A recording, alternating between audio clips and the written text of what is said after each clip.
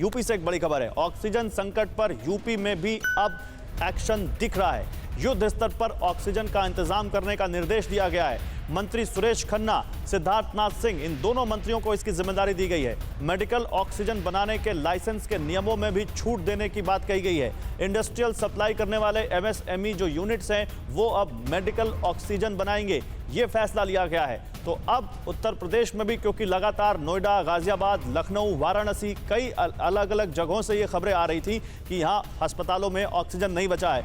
Doctor Sanjay Garg, आप तो खुद उत्तर प्रदेश से ही हैं सर, आपका हॉस्पिटल भी यूपी में है, क्या रिएक्शन है इस खबर पर?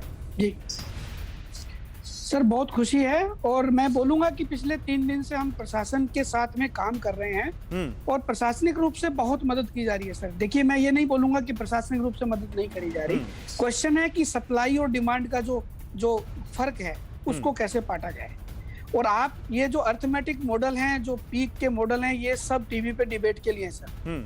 मैं आपको फिर बोल रहा हूँ कि अगर सोशल डिस्टेंसिंग नहीं हुई, कोविड एप्रोप्रिएट बिहेवियर नहीं हुआ, तो ये 5 लाख 6 लाख नहीं। तो फिर क्या आपकी बात ये आपकी बात का तो मतलब ये है कि अभी वीकेंड लॉकडाउन नहीं बल्कि फुल लॉकडाउन लगा देना चाहिए उन राज्यों में जहां पे कोरोना बहुत है?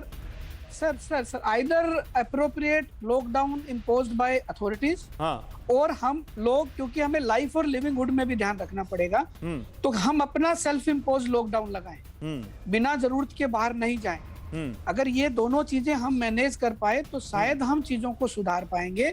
हर काम सरकार पे छोड़ देना ये बहुत समझदारी वाली बात नहीं है।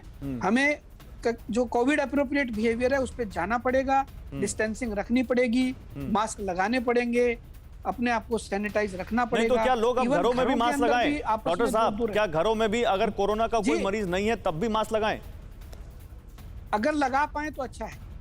ठीक है, अगर लगा पाए तो अच्छा है। बहुत अच्छी बात है, आपका संदेश साफ है, लोगों को समझ में आए तो बहुत अच्छी बात। फिक्र आपकी, सोमवार से शुक्रवार रात 9 बजे सिर्फ TV9 भारतवर्ष पर।